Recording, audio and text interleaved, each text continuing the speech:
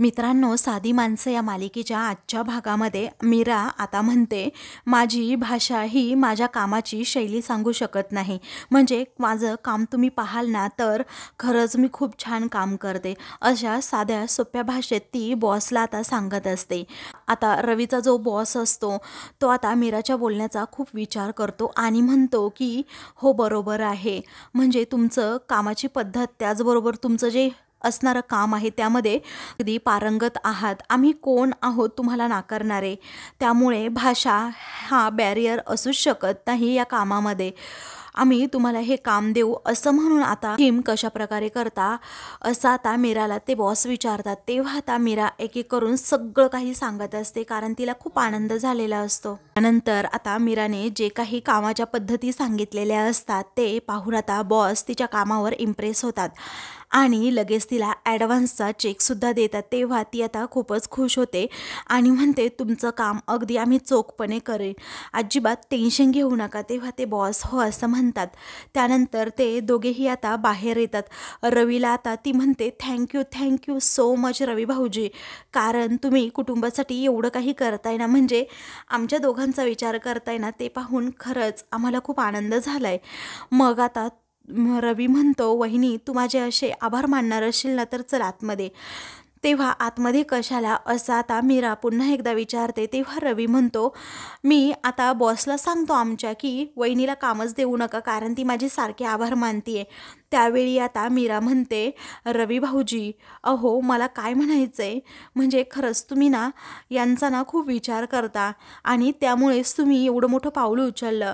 माझं भाषेवर प्रभुत्व नाही आहे अजिबात, तरीही तुम्ही मला काम मिळवून दिलं, ते पण अगदी हुशारीने. मला खूप आनंद झाला आहे. पण रवी भाऊजी तुम्ही काळजी करू नका, मी तुमच्या या बॉसचं काम अगदी छान प्रकारे करून देईल की त्यांना खूप आवडेल आणि मग मला अजून कामं मिळतील, हा विश्वास मीराच्या मनात असतो. तेव्हा रवी म्हणतो, वहिनी काम तू करणार आहे डेकोरेशनचं म्हटल्यानंतर काम अगदी फर्स्ट क्लासच होणार, तू अजिबात टेन्शन घेऊ नकोस, होईल सगळं ठीक असं म्हणून ते दोघेही जायला निघतात. त्यानंतर ती आता दुकानावर येते आणि लक्ष्मीला म्हणते की आई, अगं पुढच्या ऑर्डरची फुलं दे बरं मला. मग आता तिची आई लगेच तिला ती फुले देते. मग आता लगेच पुढच्या कामासाठी मीरा निघते. आता तिच्या दोन्हीही हातांमध्ये फुलांच्या पिशव्या असतात, पण कसं बसं आता काम पूर्ण करण्यासाठी ती लगेच आता न थकता जायला निघते. त्यानंतर मीरा आता प्रत्येक ठिकाणी ज्यांनी कुणी हार ऑर्डर केलेले असतात, फुलं ऑर्डर केलेली असतात, त्या ठिकाणी ते फुलं, हार वगैरे सगळं काही देते आणि त्यांच्याकडून पैसे घेते. आता ते पैसे पाहून तिला खूपच आनंद होतो की थोडे थोडे पैसे जास्तीचे माझ्या गल्ल्यात जमा होत आहेत. त्यानंतर ती आता सगळं काम करून पुन्हा एकदा त्या फुलांच्या गाडीजवळ येते आणि तेथे आल्यानंतर लक्ष्मीकडे ते सगळे पैसे देत म्हणते की आई, हे बघ आजच्या ऑर्डरचे एवढे पैसे झाले. त्या दोघींनाही आता खूपच आनंद होतो. मग आता लक्ष्मी त्यातले निम्मे पैसे मीराला देते आणि म्हणते की हे घे तुझ्या वाटचे पैसे. तेव्हा ते पैशांकडे मीरा पाहतच राहते आणि तिला खूप आनंद होतो. त्यानंतर लक्ष्मी म्हणते, अगं अजून एक ऑर्डर आली आहे, जा हे घेऊन. मग आता आनंदाने न थकता मीरा पुन्हा त्या दोन्हीही फुलांच्या पिशव्या घेते आणि ती ऑर्डर कंप्लीट करण्यासाठी जायला निघते. आता खूप ऊन असल्यामुळे मीराला थोडा त्रास होत असतो, परंतु न थकता तिने हे काम करण्याचं ठरवलेलं असतं. तर समोरच आता सत्याची गाडी उभी असते आणि तो प्रवाशांची वाट पाहत हे गाणं आपला गुणगुणत बसलेला असतो. तेव्हा समोरून आता त्याला मीरा येताना दिसते. तेव्हा मीराला पाहून तो म्हणतो, नाही धूमकेतू नाही आहे ही, मला ना सगळीकडे आजकाल फक्त आणि फक्त ही धूमकेतू दिसायला लागली आहे, काय करावं ना कळतच नाही असं म्हणून तो पुन्हा एकदा आपले डोळे मोठे करून पाहतो, तर ती खरंच मीरा असते. तर आता अजूनही त्याला त्याच्या डोळ्यांवर विश्वास बसत नाही. त्याला असं वाटतं दुसरीच कुणीतरी बाई आहे, आपले लक्ष द्यायला नको, म्हणून तो आता दुसरीकडे पाहतो. तर मीराने आता बरोबर त्याची गाडी ओळखलेली असते आणि ती आता त्याच्याजवळ येत म्हणते, ओ काही लक्ष आहे की नाही बायकोकडे. मग आता तो म्हणतो, तू तर खरंच धूमकेतू आहे ग. ती म्हणते, म्हणजे तुम्हाला काही कळत नाही का समोरून बायको येते ते. तेव्हा तो म्हणतो, आपल्याला अशी घाणेरडी ही बायकांकडे असं बघण्याची. तेव्हा ती म्हणते, बरं बायकांचा विषय राहू द्या, तुम्ही त्या दिवशी काय म्हणाला होतात की माझ्या फुलासारख्या बायकोला मी कधीही असा उन्हातान्हामध्ये जाऊ देणार नाही, आणि आता ती उन्हातान्हात अशी फुलं विकतीये तर तुम्हाला आनंद होतो का. तेव्हा तो आता म्हणतो, अगदी तसंच नाही. मीरा म्हणते, मग कसं आहे. अहो त्या दिवशी तर समोरून काही मुली चालल्या होत्या, तेव्हा तुम्ही केसांमधून असं हात फिरवत होतात, मी पाहिलं होतं ना तुमच्याकडे. तेव्हा तो म्हणतो, बरं बरं उगीच विषय ताणू नको, आता तुला घरी यायचं असेल तर चल बस पटकन गाडीमध्ये. तेव्हा ती म्हणते की तुमच्याकडे दुसरा कोणता पर्यायसुद्धा नाही. मग आता तो म्हणतो, बसती की जाऊ. तेव्हा ती म्हणते, हे बघा, जर मी गाडीत बसले तर तुम्हाला दुसऱ्या कोणत्याही मुलीकडे बघता येणार नाही, चालेल ना. तेव्हा तो म्हणतो, एवढ्या उन्हातानामध्ये कुठे बायकोला रस्त्यावर सोडायचं, बस आता, असं म्हणून तो तिला बसायला सांगतो. आता ज्या बाकीच्या मुली आहे ना त्यांना मी उद्या बघेन. तर मीरा आता गुपचूप गाडीमध्ये बसते आणि सत्याकडे पाहतच राहते. आता खूप वेळ ती सत्याकडे पाहत असते, कारण तो दुसरा कोणत्या मुलीकडे तर पाहत नाही ना, हे तिला पाहायचं असतं. थोडं पुढे जातात सत्याला समजतं की मीरा माझ्याकडे अगदी टक लावून पाहते आहे. मग आता तो लगेच गाडी थांबवतो. तेव्हा ती म्हणते, बरं नाही पाहत तुमच्याकडे, चला पुढे चला, घरी जायचं आहे आपल्याला. तेव्हा तो म्हणतो, अगं ते कारण नाही आहे, इथे गॅरेजवर माझी गाडी आहे ना, तिला जरा मी पाहून येतो. तेव्हा मीरा आता मनातच विचार करते की अरे देवा, यांची गाडी तर मेकॅनिकने दुरुस्त करायला घेतली आहे आणि हे गेले तर खूप वाट लागेल, या विचाराने मीरा घाबरते. तेव्हा आता मीरा लगेच गाडीतून खाली उतरते. सत्या पाठोपाठ जाते, त्याचा हात पकडून त्याला अडवत म्हणते की अहो थांबा ना, मला घरी खूप कामं आहे, त्यामुळे अगोदर मला तुम्ही घरी सोडवा. त्यावेळी तो म्हणतो की अगं धूमकेतू, 5च मिनिटाचं काम आहे, तू सुद्धा बघ ना गाडी. त्यावेळी ती म्हणते, नाही मला नाही बघायची, तुम्ही घरी चला. त्यानंतर सत्य आता समोर पाहतो तर त्याची गाडी तेथे उभी असते, परंतु आता समोर तो मेकॅनिक असतो आणि गाडीमध्ये काहीतरी चेक करत असतो. तेव्हा आता आता आपली गाडीला कुणी हात लावला हे पाहता सत्याला खूप राग येतो आणि तो अगदी बाह्या मागे करतच पुढे येतो आणि लगेच त्या मेकॅनिकची गचंडी पकडतो. त्याचवेळी तो मेकॅनिक आता जोरात ओरडतो. मग सत्याचा मित्र आता पुढे येतो आणि विचारतो, काय झालं. तेव्हा माझ्या गाडीला याला हात कुणी लावू दिला, असा आता सत्या रागातच विचारतो. तेव्हा तो मेकॅनिक म्हणतो, हा तुमचा मित्र आहे ना, तोच म्हणाला गाडी चेक कर म्हणून, आणि त्यानेच मला सांगितलं होतं की ही गाडी विकायची आहे, जरा बघून घ्या म्हणून. तेव्हा इकडे मीरा डोक्यालाच हात लावते. तेव्हा आता तो मेकॅनिक म्हणतो, पण गाडी एकदम फर्स्ट क्लास आहे, हा एकदम छान आहे, मला खूप आवडली. त्याचवेळी आता सत्या म्हणतो, ते तुम्हाला सांगू नको माझी गाडी नक्की कशी आहे, कारण ती फर्स्ट क्लासच आहे आणि त्या गाडीला मी डार्लिंग म्हणतो.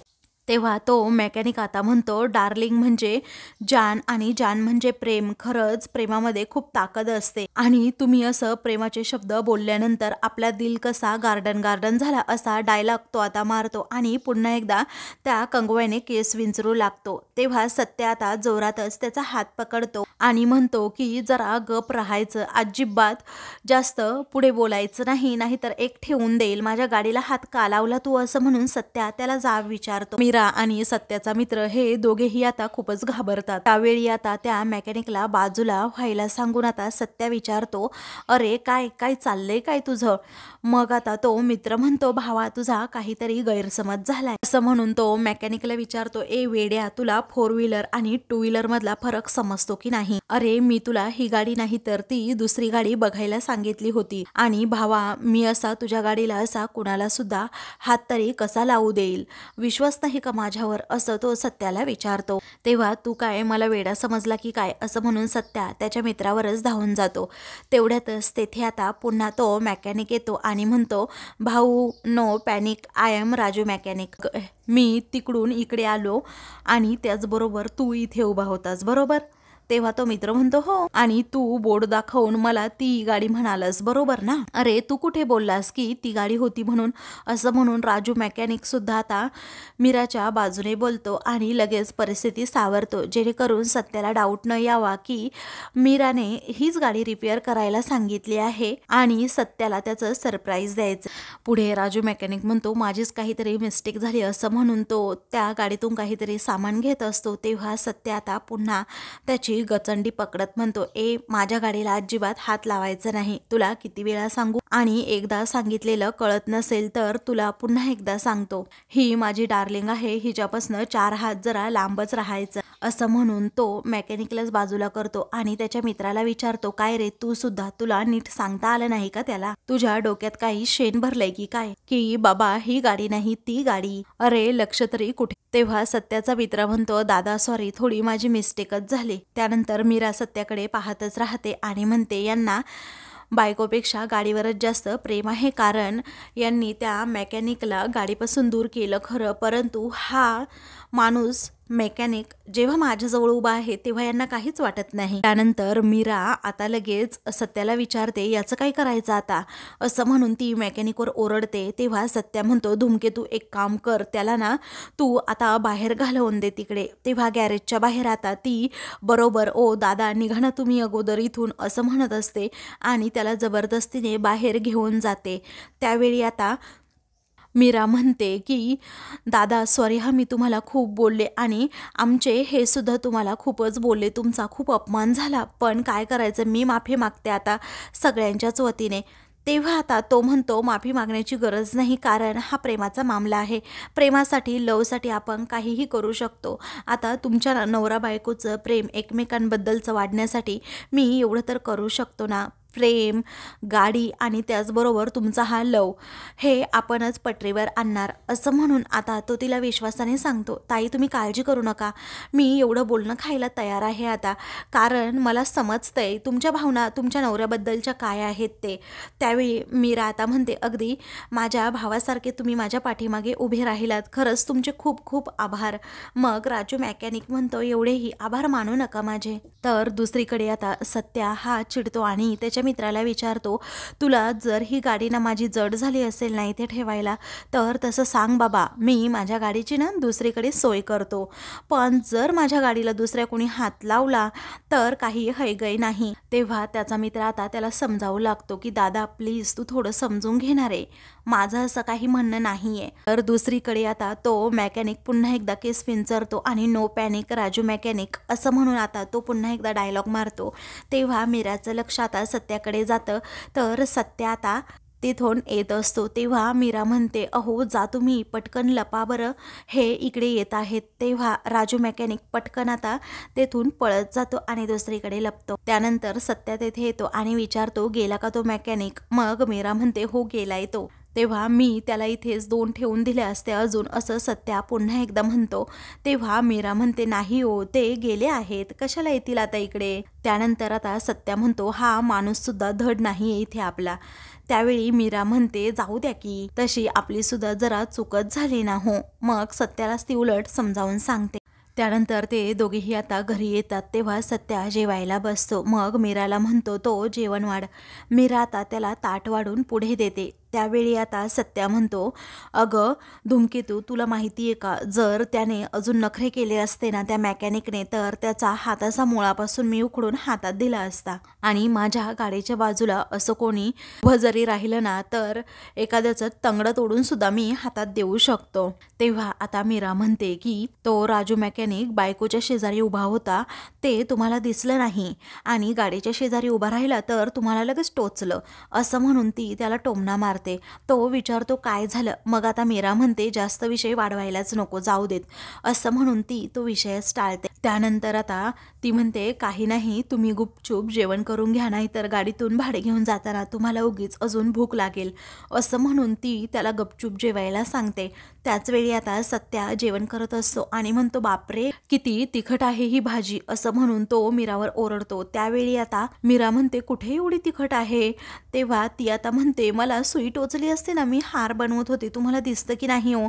मग आता तो म्हणतो की मला काय माहित अगं. तो म्हणतो, ते सगळं सोड, अगोदर मला पाणी दे. मग आता ती लगेच पाणी देते. आता सत्याला पाणी देऊन पुन्हा हार करायला घेते. तर सत्या म्हणतो, धूमकेतू अगं चपाती दे ना अजून. मग आता ती त्याला चपाती देते. तो ती चपाती खातो आणि मग नंतर म्हणतो, अगं धूमकेतू मला भाजी दे ना. तेव्हा ती म्हणते, तुम्हाला भाजी कशाला हवी आहे, तुम्ही तर म्हणाला होतात ना खूप तिखट आहे. मग आता तो म्हणतो, अगं तिखट आहे म्हणूनच चव बसली, खूप छान लागतीये, दे ना मला भाजी.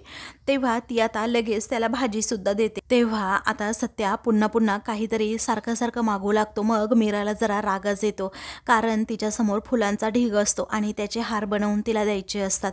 त्याच वेळी आता तो म्हणतो की अगं आमटी आण, हे आण, ते आण. तेव्हा मीरा म्हणते की तुमचं ना आपलं सतत काहीतरीच असतं, असं म्हणून ती आता भाजी पोळी आणि त्याचबरोबर आमटीचं सुद्धा त्याच्यासमोर ठेवते आणि म्हणते, आता हाताने घ्यायचा, अजिबात 4-4 वेळा म्हणायचं नाही की हे दे आणि ते दे, कारण मला फुलं इथे गुंपायची आहेत, इथे एवढं काम घेऊन ठेवलंय. तेव्हा आता तो विचारतो, का बरं एवढं काम का घेतलं मग? तेव्हा ती म्हणते, आईने दिलंय मला हे काम. तेव्हा सासूबाईने का घेतलं एवढं काम? सासूबाईला पैशांची जास्त गरज आहे का, असं तो विचारतो. मग मला सांगायचं ना. तेव्हा ती आता म्हणते, तसं नाही हो, आईकडूनच मी काम घेतलंय आणि मी तिला सांगितलं होतं जास्तीची कामं घे, मी तुला मदत करेन, आणि लग्नाचा सीझन सुद्धा आहे त्यामुळे म्हटलं की घे जास्तीची जरा कामं. तेव्हा आता तो म्हणतो, धूमकेतू ऐक ना अगं. मग आता ती विचारते, काय सारखं धूमकेतू चाललंय तुमचं, गप्प बसा बरं, इथे काम सुचत नाहीये मला, मला जाऊ द्यात बरं, असं म्हणून ती आता लगेच घराबाहेर पडते. तेव्हा आता सत्याला समजतं ही धूमकेतू एवढी टेन्शनमध्ये आहे म्हटल्यानंतर तिच्या घरी नक्कीच काहीतरी प्रॉब्लेम असणार आहे. त्यानंतर रात्री आता मीरा वही घेऊनच बसते, कारण आता कमानीच्या डेकोरेशनसाठी तिला वेगळी फुलं नवीन घ्यायची असतात, त्याचबरोबर जे काही बाकीचं डेकोरेशन असतं त्यासाठी सुद्धा फुलं घ्यायची असतात. तेव्हा ती म्हणते, आता या कामाला लागते जरा, असं म्हणून ती आता हार ओवत असते.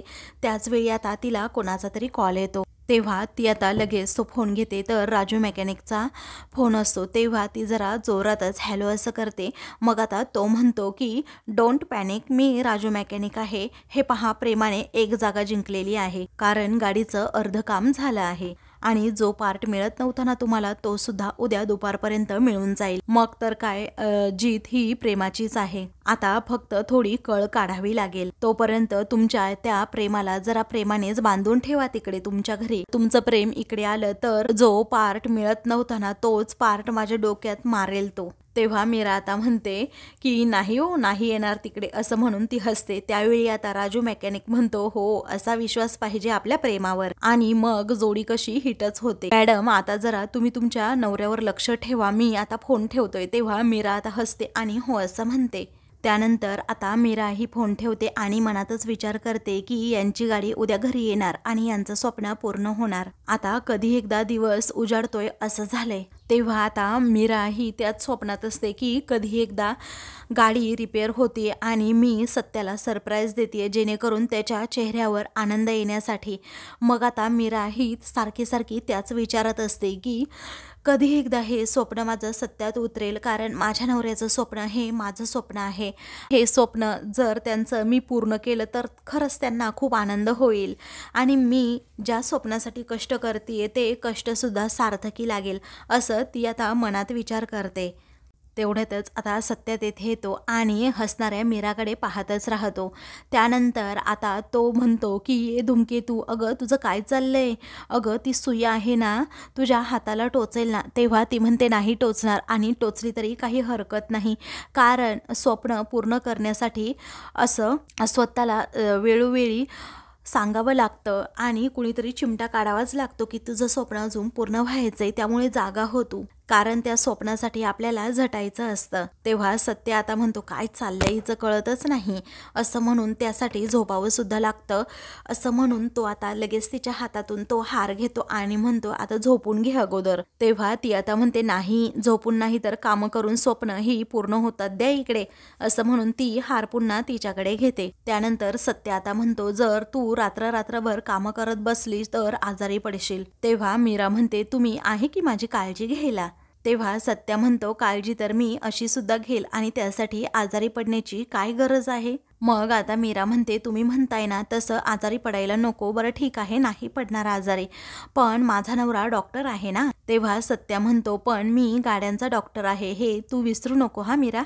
मग आता मीरा म्हणते, बरं ठीक आहे ना, मग मी गाडीचं स्वप्न पाहते. तेव्हा सत्य आता म्हणतो, गाडीचं स्वप्न म्हणजे, असं म्हणून तो खूप वेळ विचार करतो. तर मीरा आता हार गुंफत असते त्यावेळी ती सत्याकडे सुद्धा सारखी सारखी पाहते, कारण सत्याच्या स्वप्नासाठीच ती हे सगळं दिवस रात्र काम करत असते. तर आता मित्रांनो, पुढील भागामध्ये निरूपा ही रागातच हॉलमध्ये येते आणि विचारते, काय फुलं वगैरे इकडे कशाला आणलीस तू? मग आता मीरा म्हणते, काही नाही, जरा फुलांची ऑर्डर आहे ना, तेव्हा ती कंप्लीट करून देते. त्याच वेळी आता रागातच निरूपा म्हणते की अशी दळभद्रे कामं करण्यासाठी माझ्या घरातली वीज अजिबात वापरायची नाही, याने बिल वाढतो, तुला कळत नाही का? त्यानंतर आता निरूपा ही लाईट बंद करते आणि आतमध्ये जात म्हणते की जर मी गेल्यानंतर तुझा हात बटनाकडे गेला तर काही खरं नाही तुझं. तेव्हा आता मीराला खूप टेन्शन येतं, आता हार गुंफायचेच कसे काय. तर दुसऱ्या दिवशी आता सत्य आणि मीरा लवकर सकाळी ऑर्डर घेऊन चाललेले असताना निरूपा म्हणते, थांब, सकाळी सकाळी कुठे चालली ग हुंदाडायला? तेव्हा सत्या रागातच तिच्याकडे पाहतो. तेव्हा ती म्हणते, मला चहा पाहिजे. तेव्हा मीरा म्हणते, चहा तयार आहे, पटकन ओतून देते. असं म्हणून ती आतमध्ये जायला निघते. तेव्हा सत्या तिचा हात पकडतो आणि विचारतो, काय ग, कुठे चालली? ऑर्डर एकदम वेळेत द्यायची आहे ना? तेव्हा निरूपा म्हणते, तिचा हात सोड. तेव्हा तो म्हणतो, नाही सोडणार, तुला काय करायचं असेल ते कर. त्यावेळी आता निरूपा रागातच सत्याकडे पाहते. अशाच मालिकेंचे पुढील भाग पाहण्यासाठी चॅनलला सबस्क्राईब करा.